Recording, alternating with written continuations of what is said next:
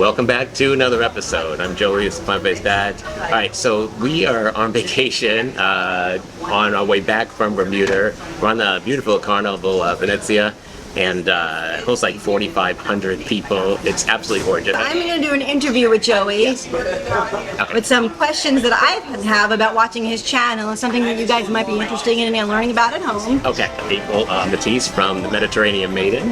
Welcome. I'm his better looking sibling. She's my sister, yeah. She's the pretty one, I'll admit. Everybody says that we look alike, that they see the resemblance in the two of us and Lex. Yeah. I don't see it, everybody else does. We're about 20 years apart, but okay. Were you ready? Yeah, go ahead. Alright, so the first question I have is your lunch strategies. You're a teacher. Yes. So sometimes you can't really eat lunch there. You have to make your own lunch and bring it. What are some of your I strategies? do not eat at the school at all. I always bring my lunch. And it's kind of a running joke. I've got this big lunch box, right? And just filled with stuff, right? Even when they're like, oh, we've got lunch for the teachers, it's never anything for me. So everyone who watches my channel knows that I prepare meals on Sunday for the week, and then I just bring them and I reheat them, right? And a lot of times I've got something potato-based or something rice-based or something squash-based. And I always have like a starch and a non-starch. Sometimes I have soups in a I don't know if you've seen my soup in a ramen jar.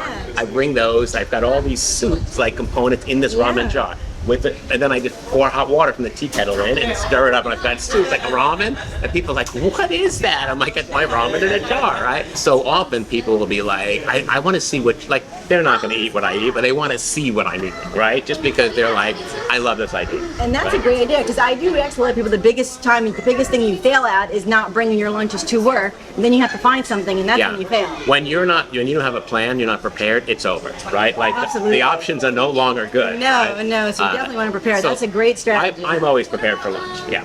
How about, we're on vacation now, so do you eat any different when you're on vacation than when you're at home? What's the differences? All right, so I don't know why. I thought going on this cruise there'd be so many vegan options. This has been kind of funny. This has been a running joke. There's nothing for me to eat here. We go to the dining room and there's a vegetarian Indian dish every night that is vegan, and it's the same dish every night, and that's all they have. And they know I'm a vegan. It's good, but not for every night. I love me some Indian food, right? But I don't know that I want it every night. So I had it the first 2 nights. The third night I went and got sushi because I could get an avocado roll and the fried vegetables, one of the tempura vegetables, and salad and all that stuff. But there's really, as far as the food that comes with the cruise in the main dining room, there's nothing, right? For breakfast, everything has milk in it, including the oatmeal. It's already made with milk. They've got all the cereal available, but there's no almond milk. It's all dairy milk. So there's literally nothing for me to eat on this cruise, right? So, and I wish I did know that before, but it's been a long time since I've been on Carnival. On Norwegian, they had vegan menus. They would hand you and go, what do you want, right? So I'm really struggling here. We did just film some stuff for my other video, and you and I had a wonderful, like, chickpea quinoa. That was delicious. It was absolutely, that place is only open on C days from 12 to 2, right? Like, we missed it last time since we had breakfast late. We weren't hungry. We completely missed it. So, am I eating differently on the cruise? Absolutely. I am eating whatever's available that's vegan, if there's anything. And it is a lot of potatoes. That's it. And they're made in oil. I don't have a choice. I'm not even being picky right now. That's what I'm doing. I feel like from here on in, the next cruise I'm taking is the all vegan cruise, where all the food is vegan. It's through one of the, it's not PCRM, it's the other one I forget that I'm actually a paid member of. But at least I can eat anything there and not have to figure out what I'm going to eat, right? So yes, I'm eating differently here. Yeah. That's a big deal. How about, is anyone learning from you? Are you noticing people who are watching your channel learning anything from you? Yeah, I constantly get people. Here's the funny part. I get a lot of people going, listen, I love what you're doing. I want to eat that way. I live in Phoenix, but I'm not doing that. Can you cook for me? I'll pay you. Can you cook for me, right? And I'm like, and Tim, of course, is like, oh yeah, we'll get a food truck. We'll start a food business. And I'm like, no, we're not getting a food truck, right? We're not starting a food business. And I always go, no, you got to do this yourself. I'm just too old to do that, right?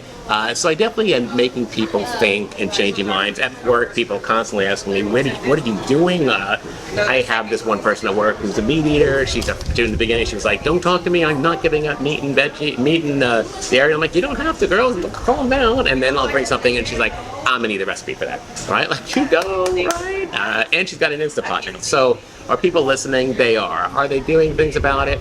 Slowly. But nothing makes me realize how far we have to go, like seeing the buffet line here on this ship. All they're serving is all of that fried American diet stuff and animal products and fat and all that, and people are lining up for it.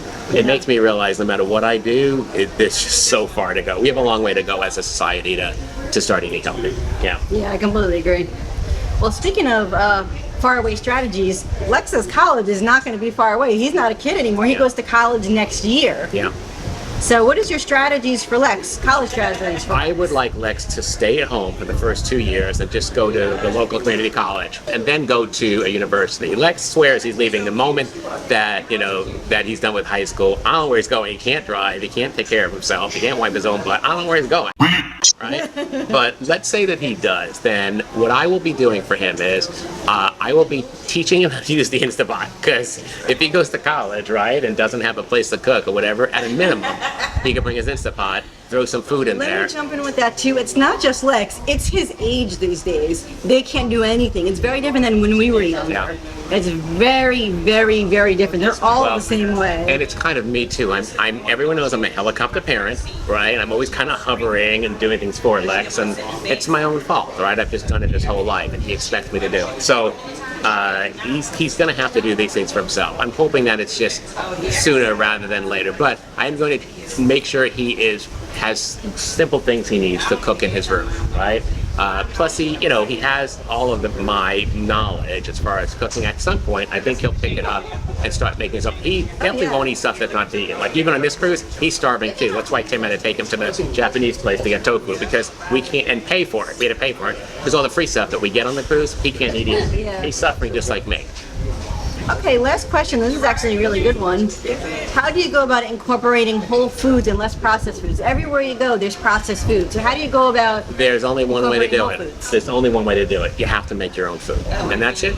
Every time you grab something that's packaged with a label, if it's got a barcode on it, it's processed, right?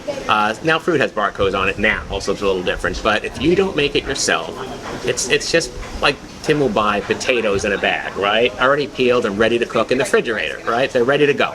Are those processed? Well, the potatoes aren't, but they're loaded with like some type of cover to keep them fresh and all that. So you got to make your own food. Those were really good questions.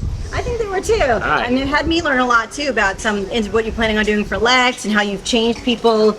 And my channel is still really new, and I'd love to learn from you and have the following you do. I wish we lived closer to do that. I do too. Everybody has told us, you guys are great together. We want you to do videos together, but we're literally on two sides of the country, so we don't get to do a lot of videos together. Everybody loves our videos together. We see each other once a year. All right, guys, that's our video for today. Hit that like button, show us some love. Don't forget to subscribe. Click on that bell. You'll get notified every time we have a new video, usually every Tuesday. And leave a comment below. Yes, and don't forget to check out Mediterranean Maiden. Mediterranean Maiden. And like and subscribe to that too. The other half of this video. We'll see you next time. Bye-bye.